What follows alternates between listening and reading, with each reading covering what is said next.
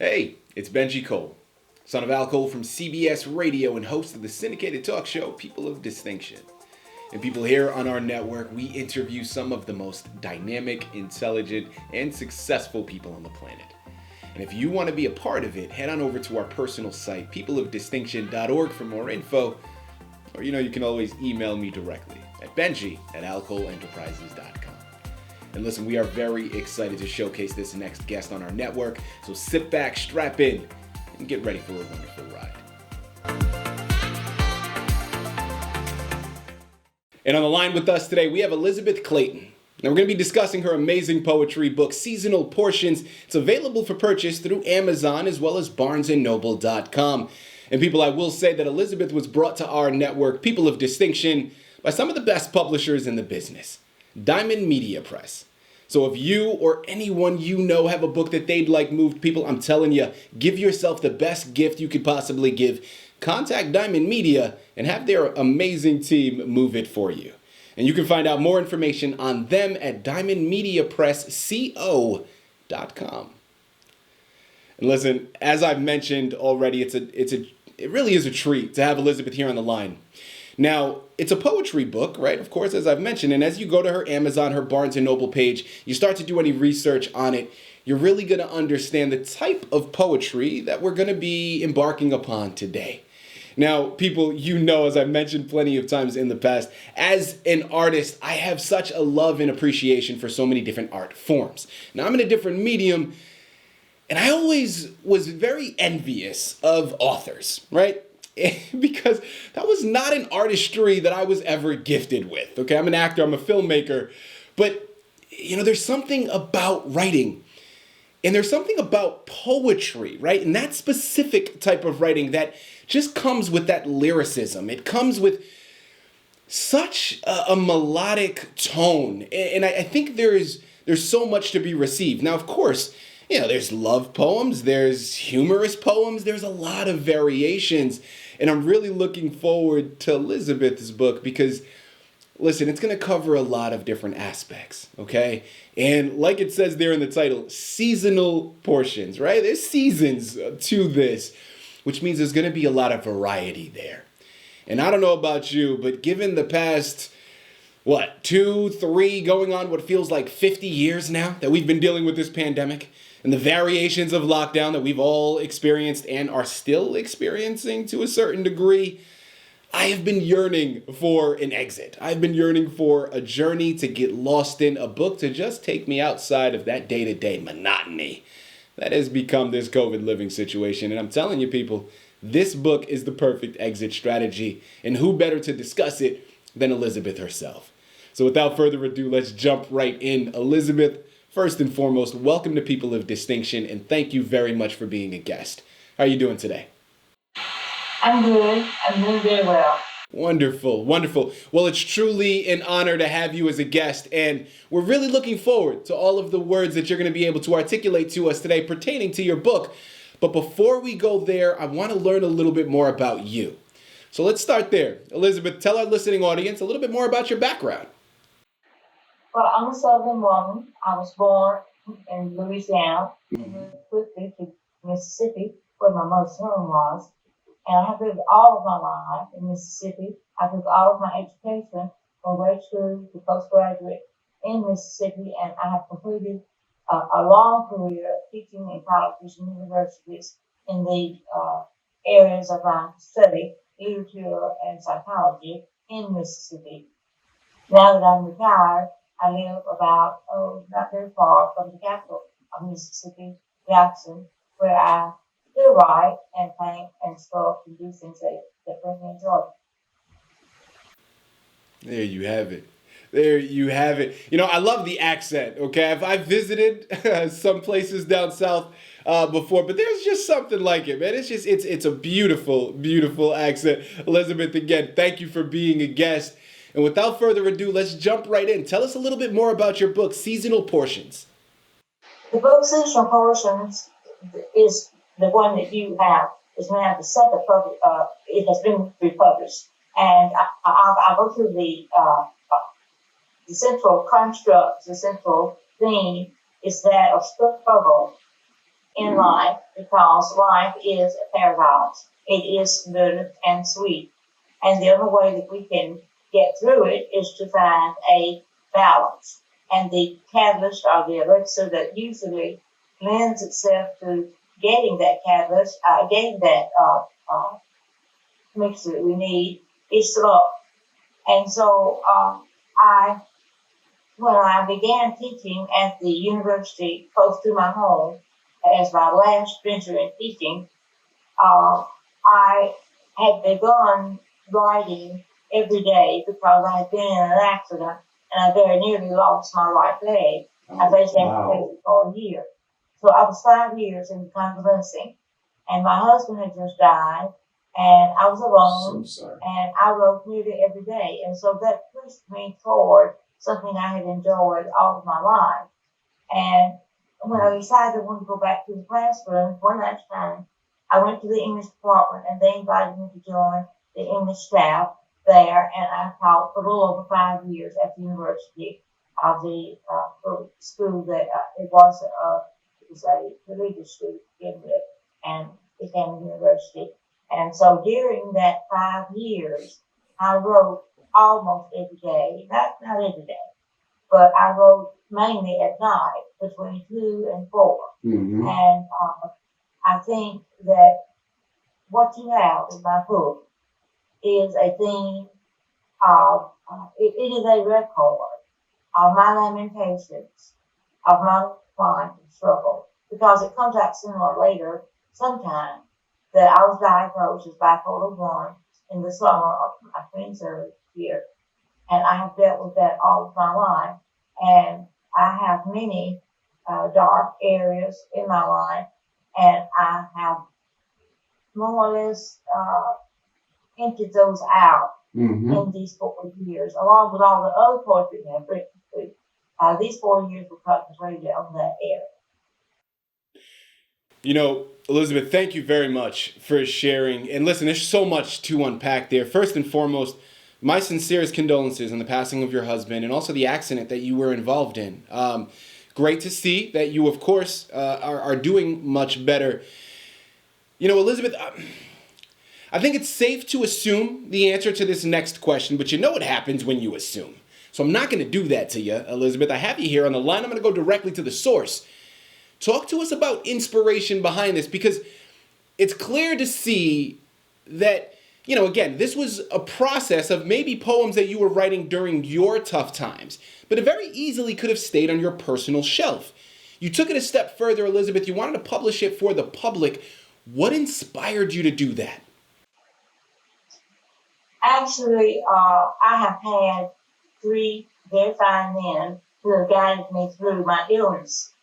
And since it really began when I was a pubescent child. I didn't get any formal help until I had a breakdown in 1965. But these 3 men have had their shares, have had their ways of helping me. And my second psychiatrist, Dr. John Norton, insisted that I publish my writing. He read a lot of my poetry. He insisted that I publish. He insisted that I show my paintings. And had it not been for him, and I'm being perfectly honest, if it were not for him and his constant encouragement and his constant support, his wise medication, his wise dispensing of medication, and all of that, the therapy every month, every 2 weeks, I could not have done the work that I have done. I wanted to let other people know that it could be done.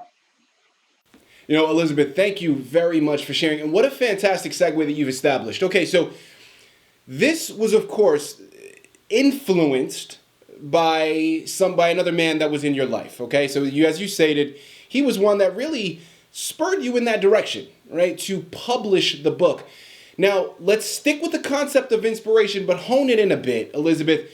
When it came to writing this poetry, would it be fair to assume that this was almost a cathartic experience that really helped you go through some of your trials and tribulations that you were going through at the time? Oh, yes, indeed, it was exactly that. When we write something down, we imprint more securely in our minds what it is we have thought. And so when I go back and read my poetry, I can very easily see the steps I was taking at various periods in my life. How I cast aside certain things that were not good and how I took on behaviors that were good. It is a cathartic journey. It is a cathartic journey. You know, next question here, Elizabeth, and it's almost unfair to ask because it is so broad, but please try to entertain me, entertain my listening audience, and try to answer it. Since this was a process that you utilized, of course, as therapeutic, right, cathartic, to work through some of your dark moments. For anybody that's out there listening, and I always want to take opportunities to find ways to pay it forward to listening members. So for anybody that's listening in right now, Elizabeth, and again, this is broad because it's not one size fits all. Poetry worked for you. For someone else, that may not be the case. But for anybody that finds themselves going through a tough time at the moment, Elizabeth, are there any words of wisdom that you can offer them of something that maybe assisted you in your toughest moments? I think that it is good to read in the areas that are of most concern to us because there establishes if the writer is uh, able in any regard, he will establish some camaraderie with the reader. Mm-hmm. And we as human animals are gregarious animals and we like to be with other people. We like to think other people know us and love us. And so when people read lines that sound just like how they felt or just how they felt about a certain situation, they feel some camaraderie, fraternity, or whatever word you want to use, and it makes them feel not so alone. Mm-hmm. People want more than anything to be known by somebody else, but they are so afraid to let people know who they are because they're afraid they'll be vulnerable and they won't tell themselves and they won't say of themselves. And I was writing last evening when I was studying my notes, and I wrote this note to myself. I said, I have said of myself to myself, and I am therefore content. I love it. I absolutely love it. People, again, we're here on the line with Elizabeth Clayton. We're discussing her amazing poetry book, Seasonal Portions, available for purchase through Amazon as well as barnesandnoble.com. Now, Elizabeth, listen, my listening audience is getting very upset with me if I don't hurry up and ask this next question. So I need to move it right along, okay? We know that this is a poetry book. It's comprised with so many poems that you've written over the years. Well, Elizabeth, I'd be doing my listening audience a disservice if I didn't ask you to read one for us. So please, if you have a poem readily available, we would love to hear it. Just now? Yes, please. All right. The name of this poem is, it doesn't have a name as a matter of fact, so I'm not going to have names. I awakened to already racing thought. I run in smallness inside land. There fell by the dark leftover light, and I reached for it. I eagerly to dance into another consciousness, one in which I was in happy solitude in the jeweled quiet. The music my heart loved, for in the motifs that wind their ways lie thoughts of beauty and content.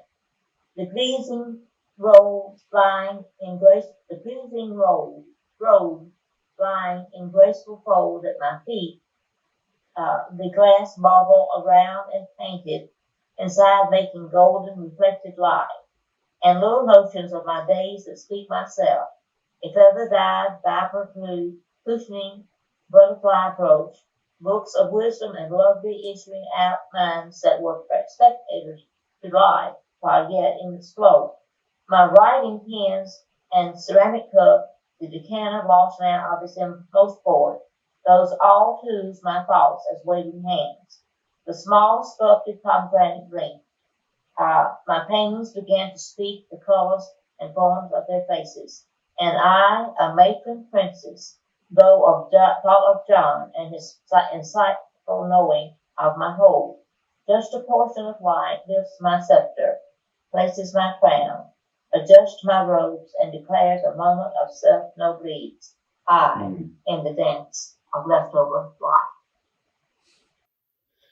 I love it. There's the images that you're utilizing, Elizabeth, are absolutely incredible. I mean, they're just they're so visceral, right?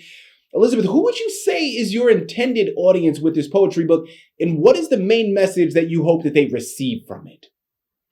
I hope that my book that is read, this conversation that we're having this afternoon, I hope that it will point to the truism that life is a feast, in spite of the fact that it is made up of opposites of sweet and sour, of pathos. It is an adventure, and it is something that we are reluctant to leave. We need to enjoy it. We need to embellish it. We need to do it all we can with it. No more apathy. No more, as the French say, ennui. No more not caring. No more lethargy. We need to get out and into it and make the most of it, because it is the only life we have that we know we have. I have a poem that if I had time, I would tell it to you. It's a very powerful poem. It's very short. Do I have time? Well, if you'd like, we can hold off on that one. I do want to ask another question before we go into that, Elizabeth. Because listen, guys, you know what you got to do. We've mentioned it already, and Elizabeth is just being very, very nice. Amazon and Barnes & Noble is where you have to go. You want to gather all the poems? There's no beating around the bush. Go and purchase your copy. I promise you, you will not be disappointed. Elizabeth, as we start to close out here, listen, I know about this book. I know about your past. I want to know about your future. Please tell me there's another book on the horizon. I just finished the manuscript of a book that is called Sarto's Turn. It is the title comes from one of Robert Browning's characters, Sarto, who was a painter, and it addresses the slide that our culture has been in for 30 or 40 years, where people are losing their values and they have nothing to believe in, and so they're very unhappy. We have more unhappy people today than ever in the record of keeping records of that. And we have everybody discusses their antidepressants and their medications, and the pharmaceutical companies can't keep up. People they have lost the joy of their salvation.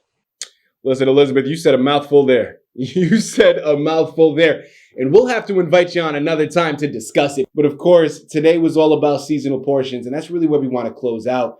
Elizabeth, I know you mentioned you had another poem that you would like to read, so please, if you have it readily available, we are all ears. Les wandering, longingly for the past to be the road traveled home. Les heures, passing eternity quietly through our feet. Les heures, lifetime in search of a resting.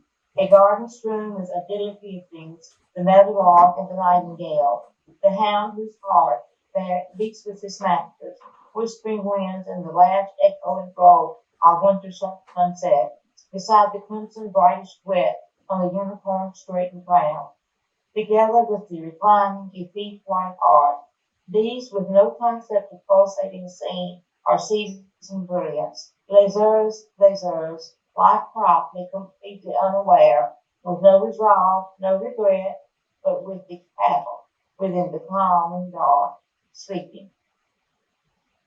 It starts with Amazon and Barnes & Noble. You have to head on over there and pick it up. And you got to thank Elizabeth Clayton for bringing it to your table. This is a fantastic book to have on your shelf, and even better gift to add to someone else's. Head on over there today. Pick up your copies. You absolutely will not be disappointed. And of course, as she stated, there's more on the horizon. So check back in frequently for the next book the moment it becomes available. Elizabeth, this has been an absolute pleasure. Such an honor. Thank you once again for being a guest on People of Distinction. Thank you for having me, and I'm appreciate the opportunity to express my feelings about very, very personal thoughts and other things. Thank you. Thank you again. Come and be a guest with us on People of Distinction.